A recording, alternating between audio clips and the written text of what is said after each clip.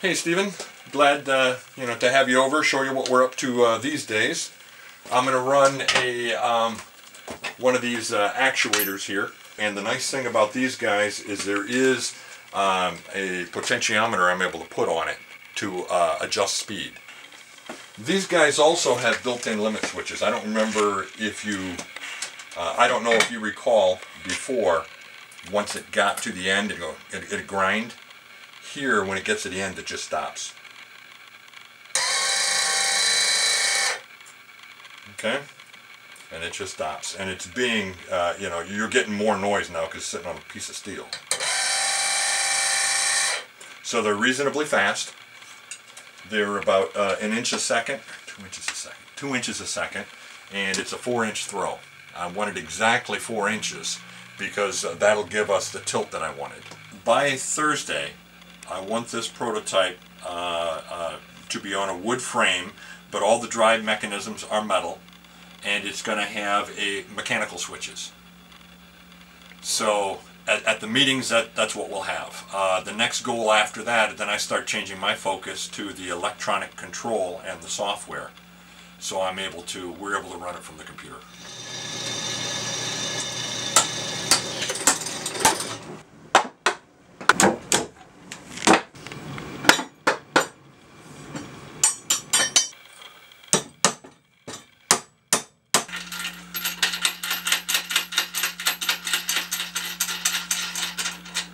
So before, what was happening is this guy didn't have enough width. You know, the gap between just wasn't wide enough as it went through its full motions. Does that make sense? And we're fine there. Yeah, we're in great shape, and we're not going to go near that far. Okay. What we've accomplished today is we've got the seats mounted to a 3/8 inch plate steel, and on the bottom, I think you showed earlier, right, the universal joints. That then mounts to another piece of plate steel. Can you see that underneath? Okay. Which then mount to the frame. So the person, the occupant of the seat, their main weight is on that universal joint. So all we have to do is tilt forward with a little bit of pressure, because we're not going at large angles, or tilt aside with a little bit of pressure. So with the linear shaft running between these guys, as one tilts, they both tilt, and as they lean forward or back, they do it in unison because they're connected to the same two linear shafts. And there we have it. Tomorrow we'll add legs to this thing. We'll connect up to the linear shafts, and hopefully we'll be done with this portion of it.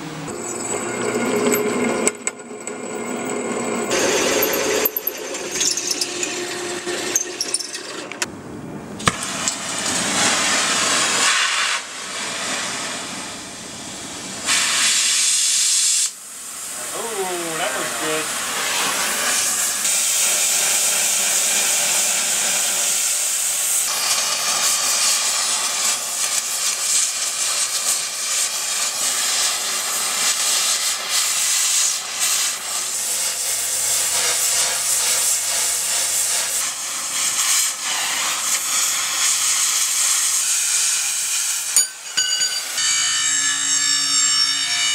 Well, we're just loosely getting a couple of pillow block bearings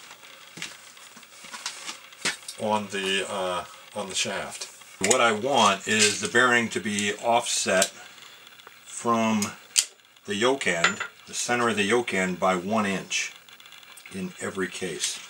I just like consistency.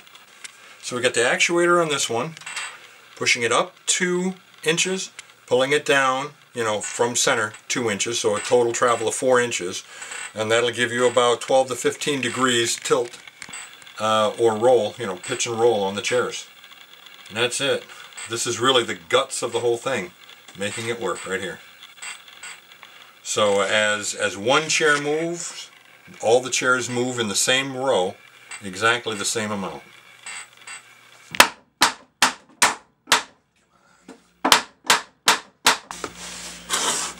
So it's going to be like this, but like so.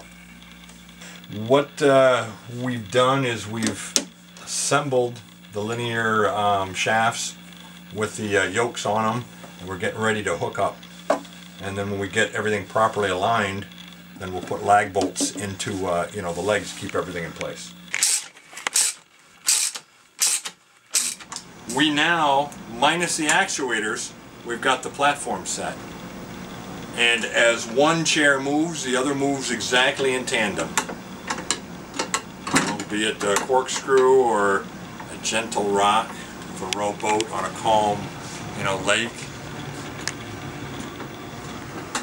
It's working exactly as we wanted it to, and you've got no twist. You know, no yaw, as in left turn, right turn. Just got lean left, lean right, tilt forward, and tilt back. I'm pretty happy at the moment. Putting together a little bit of a wiring harness now. You can see there's 3 plugs on the end of this, one for each actuator and one for power. And the power goes back down the actuator plugs themselves. This is the power supply coming into the control box, which is right here. We've got one for pitch and one for roll.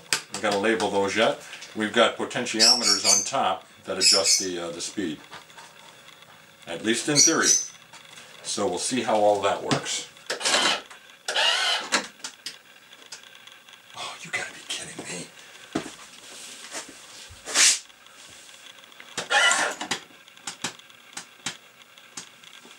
What? Oh man, I'm off on my adjustments. Yeah, we're at a mechanical limit, I think.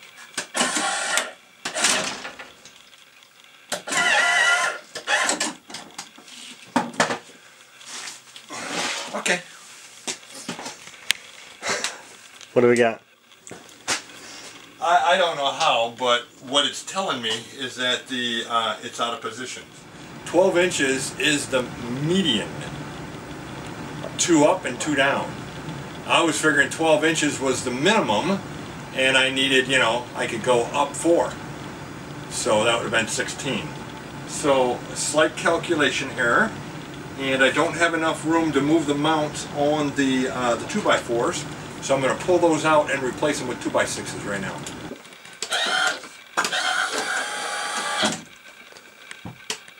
Yeah. Let's come all the way back.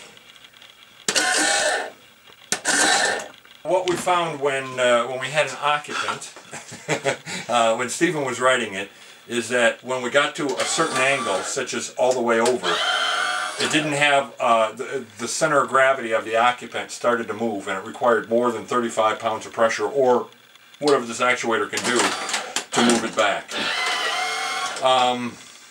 So what we're getting ready to do now is actually change the gearing a little bit. Not of the actuator, but we've got inside, along the back here, this is 3 inches out. This is 1.5 inches. So we leave the long ones on the actuators. We switch these 2 pieces on this guy, and we're going to be able to change the total amount that this thing is going to throw.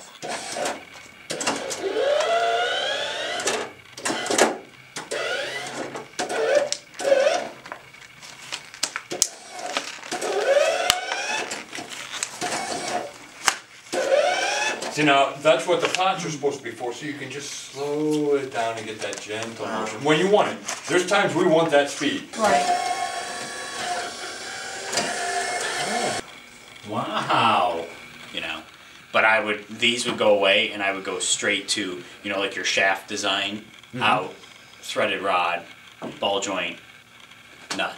And we just took out a whole, 4 points of failure gone. Right, plus wiggle and plus noise, yep. Play, etc., etc. Okay, cool. So if I start at center.